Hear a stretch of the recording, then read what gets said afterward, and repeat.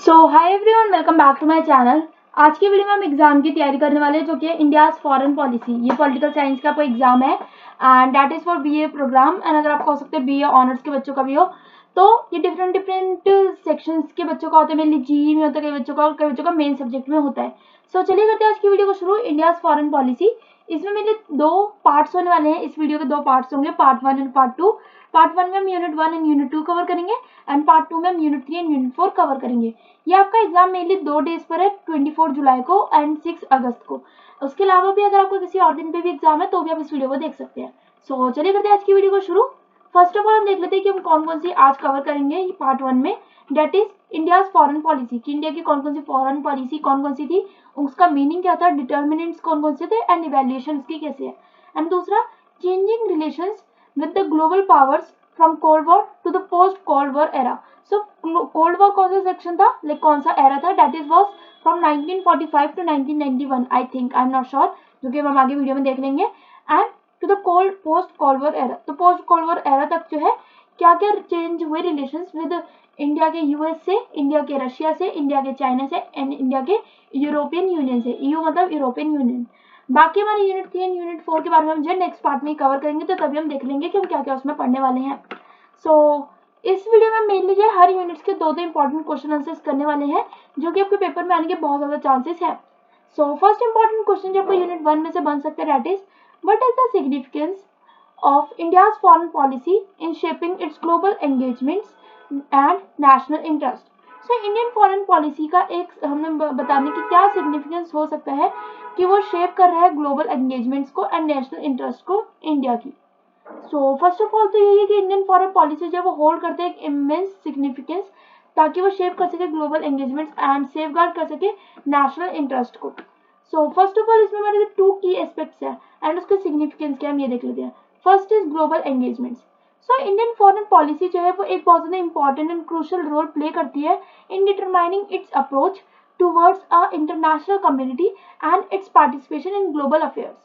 As the world की जो second most populous country, अब तो हमारी फर्स्ट हो गई है तो यहाँ पे सेकंड आ रहा है अभी, तो इसे आप अपडेट करके इंडिया जो है वो मोस्ट पॉपुलस कंट्री बन चुकी है इस समय and one of the fastest growing economy है इंडिया की।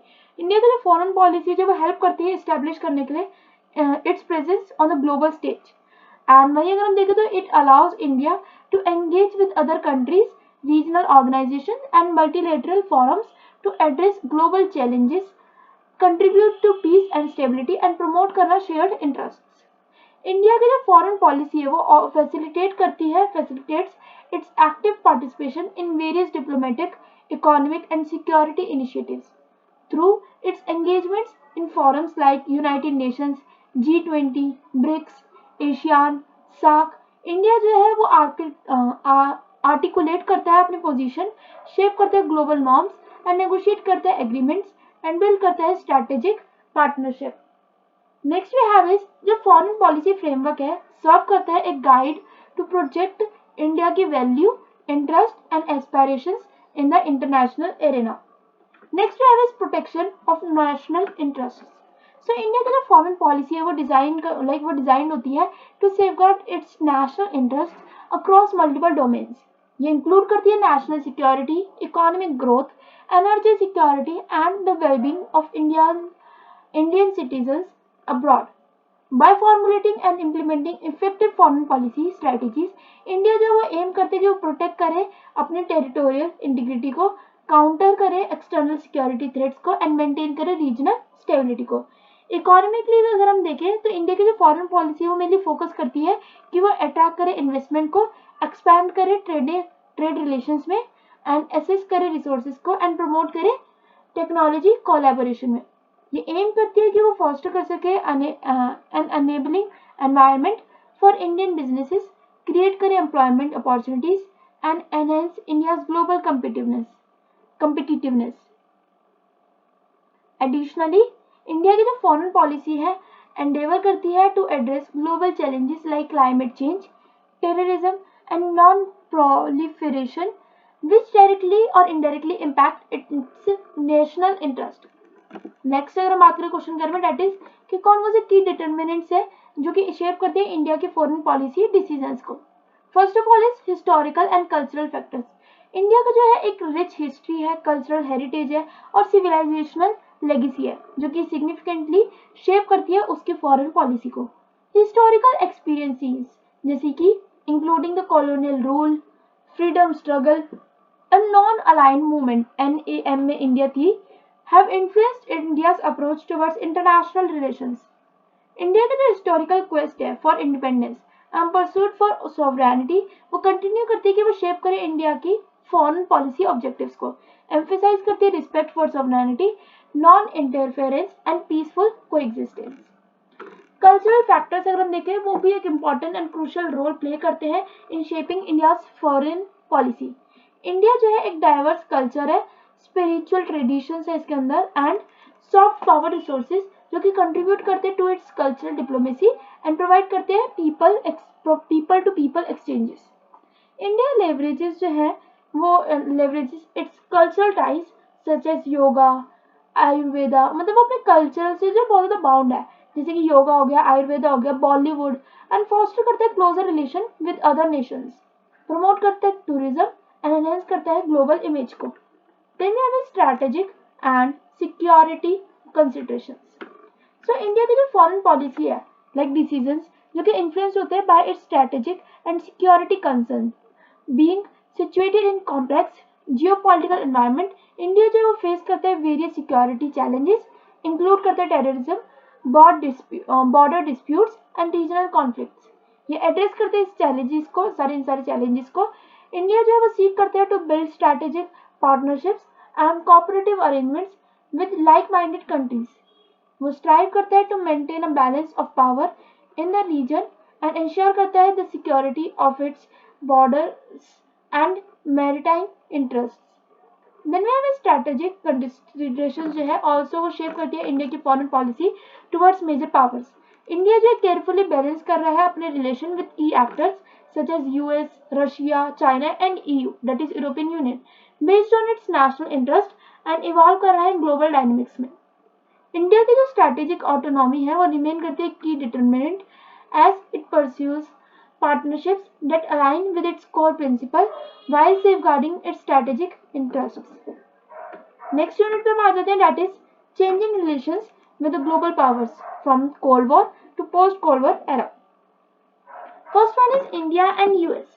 So इसका हमारा क्वेश्चन हो जाता है कि how Indian US relationship जो इवॉल्व हुई है over the years and कौन कौन से उसके की फैक्टर्स है जिन्होंने जो शेप किया है इनके बायलैटरल टाइज को। सो जो रिलेशनशिप है बिटवीन इंडिया एंड US उसने विटनेस की significant transformation since the end of cold war, initially characterised by certain degree of mistrust and non alignment. जो टू कंट्रीज है उन्होंने ग्रेजुअली जो मूव किया towards closer cooperation and strategic partnership. Several factors जिन्होंने contribute किया है to the evolution of that bilateral ties includes first of all is shift in global geopolitics. So end of cold war जो है and जो subsequent collapse था Soviet union का उसने create किया था एक power vacuum leading to the reconfiguration of global geopolitics. As India जो है वो embrace करता है इकोनॉमिक लिबरलाइजेशन को एंड इनिशिएट करता है मार्केट रिफॉर्म्स को, ये सॉर्ट ऑफ जो है एस्टैब्लिश करता है न्यू अलायंसेस एंड पार्टनरशिप्स ताकि वो एनहांस करे ग्लोबल स्टैंडिंग। जो US है ऑन द अदर हैंड वो रिकॉग्नाइज करते हैं इंडिया के पोटेंशियल को as a regional power and उसने भी शुरू कर दिया एंगेज करना with it to expand its influence in the South Asian region. Coming to our next point now that is economic integration. Economic ties जो है वो प्ले करते हैं बहुत क्रूशियल रोल और स्ट्रेंथन करते हैं इंडिया और US के रिलेशनशिप को। इंडिया जो है इकोनॉमिक रिफॉर्म्स में like with India's economic reforms and liberalisation जो कि 1990s में हुई थी, दोनों ही कंट्रीज ने जो स्टार्ट कर दिया परस्यू करना greater trade and investment cooperation. Bilateral trade जो है वो भी बहुत ज्यादा ग्रू है सब्सिक्वेंटली एंड जो US है उसने भी एमर्ज किया as one of the India's top trading partners. Additionally जो इंडियन का जो डायस्पोरा है इन द US उसने भी प्ले किया एक significant role in fostering people to people connections and promoting closer ties between the two countries. Then there is nuclear cooperation. So जो landmark है इंडिया एंड US का जैसे कि सिविल न्यूक्लियर एग्रीमेंट वो साइन हुआ था इन 2008 में। उसने मार्क किया था एक significant turning point in bilateral relations. जो एग्रीमेंट है वो एंड हुआ था इंडिया के न्यूक्लियर आइसोलेशन में एंड रिकॉग्नाइज करता है it as a responsible nuclear power, allow करते हैं for civilian nuclear cooperation and technology transfer. ये जो अग्रीमेंट है वो डेमोन्स्ट्रेट करता है the growing trust and strategic convergence between the two countries. Next we have is convergence on security issues. India और जो यूएस है वो शेयर करते concerns over regional security challenges include terrorism, maritime security and stability in the Indo-Pacific region. Both countries जो है उन्होंने conduct किया था joint military exercises, defense technology cooperation and intelligence sharing to address common security threats. ये US जो है उसने भी सपोर्ट किया है इंडिया के एस्पायरेशन को for a permanent seat on the United Nations Security Council. People to people exchange and cultural ties. People to people जो कॉन्ट्रैक्ट्स होते हैं, एजुकेशनल एक्सचेंजेस होते हैं एंड कल्चरल कोलैबोरेशन जो है उन्होंने भी एक सिग्निफिकेंट रोल प्ले किया है in bridging the gap between India and US. जो लार्ज इंडियन डायस्पोरा है इन यूएस उसने भी कंट्रीब्यूट किया है to strengthening cultural and social ties. Educational exchanges such as the Fulbright program जो कि उसने फैसिलिटेट किया है एकेडमिक कॉपरेशन को एंड क्रॉस कल्चरल अंडरस्टैंडिंग को।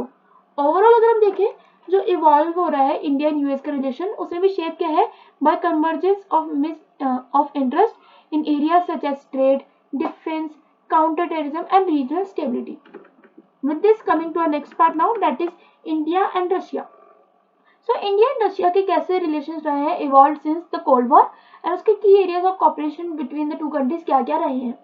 अगर हम पहले तो सबसे पहले यही देखें कि इंडिया और रशिया का रिलेशन सो ट्रेडिशनली अगर हम देखें तो कैरेक्टराइज होते हैं क्लोज फ्रेंडशिप के साथ जिसमें स्ट्रेटेजिक पार्टनरशिप होती है एंड एक्सटेंसिव कॉपरेशन है।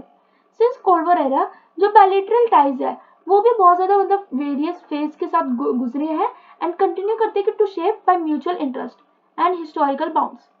सबसे पहले हम देख लेते हैं पहला पॉइंट है इसमें यही होगा that is historical ties and trust. India and Russia जो है वो एक शेयर करते हैं history of strong bilateral relation dating back to the Soviet era. जो सोवियत यूनियन था वो one of the first country था जिसने रिकॉग्नाइज किया था इंडिया के इंडिपेंडेंस एंड प्रोवाइड करते हुए significant support during India's formative years. ये हिस्टोरिकल कनेक्शन जो है वो ले करता है foundation for a strong bond of trust and mutual understanding between the two countries.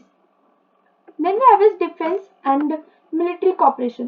Defense cooperation जो mainly एक has been a cornerstone of India-Russia relationship. Russia जो है has been India's major defense supplier of decades and ये provide करता है advanced military equipments, technology transfer and joint production. Most notable example तो यही है कि defense cooperation में that is BrahMos supersonic cruise missile एक जॉइंट वेंचर था between India and Russia and दोनों ही कंट्रीज जो है वो कंडक्ट करती है रेगुलर जॉइंट मिलिट्री एक्सरसाइजेस जो कि एनहेंस करती है interoperability and sharing best practices. Then we have nuclear energy collaboration. तो इसमें अगर देखो तो इंडिया और रशिया में काफी हद तक जो वो है कॉपरेशन जो है ये काफी हद तक जो जॉइंट है वो आपस में मिलिट्री कॉपरेशन की वजह से है। देन वी हैव रशिया जो है एक की पार्टनर है इंडिया का सिविलियन न्यूक्लियर एनर्जी प्रोग्राम में जो कुदनकुलम न्यूक्लियर पावर प्लांट है जो तमिलनाडु में बिल्ड है विद रशियन असिस्टेंट वो एक लार्जेस्ट न्यूक्लियर पावर प्रोजेक्ट है इंडिया में। दोनों कंट्रीज ने जो साइन किया हुआ agreement on the construction of additional nuclear power plants and collaboration in nuclear research and development. Then we have is economic trade and relations. So अगर हम देखें इंडिया और रशिया जो है वो वर्क कर रहे हैं to enhance their economic cooperation with a focus on sectors such as energy, pharmaceuticals, information technology and diamonds. Next हमारे पास आ जाता है space cooperation. India and Russia जो है वो एक लॉन्ग हिस्ट्री में है like have a long history of collaboration in space exploration and technology. Russia जो है उसने प्रोवाइड किया है has provided crucial support to India space programme including the launch of Indian satellite and astronaut training. तो दोनों ही countries जो है उन्होंने जॉइंटली डेवलप किया है and launch किए satellites including the successful Mars orbiter mission जो कि है MOM in 2013. Then we have this multilateral engagement. So India and Russia जो है वो ऑफर जो है वो फाउंड करते हैं कॉमन ग्राउंड पर on global issues in multilateral forum like the UN, United Nations, BRICS and Shanghai Cooperation Organisation SCO. Both countries जो है उन्होंने शेयर किया अपने interest in promoting multipolar in promoting multipolarity, addressing global challenges and enhance करना cooperation among emerging economies. Despite evolving global dynamics, India जो है वो grow करे अपने engagement with other countries. India और रशिया की जो रिलेशनशिप है वो रिमेन रही है स्ट्रॉन्ग। दोनों कंट्री ने जो कंटिन्यू किया है कि वो प्रायोरिटाइज करे this strategic partnership and based on shared interest, historical ties, and trust, which has contributed to stability and cooperation in various fields. Then there is India and China.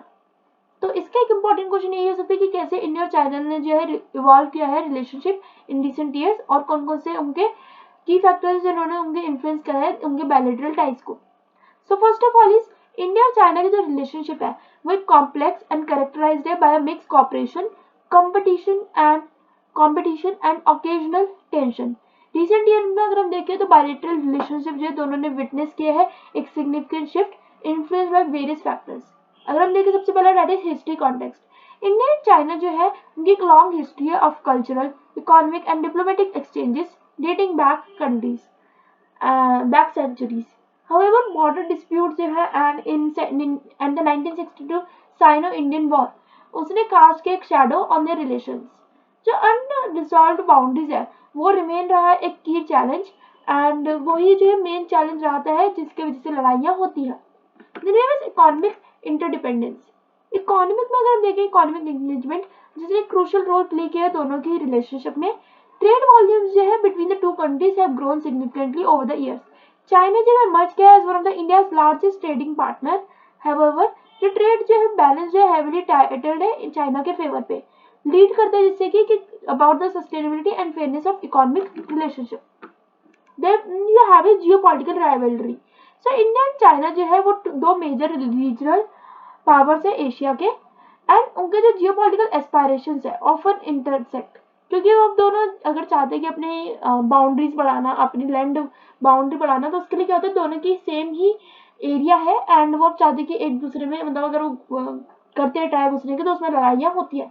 The rise of China as a global power and its increasing assertiveness in the region, particularly in South China Sea and Indian Ocean, जिसने led किया है एक strategic competition between the two countries.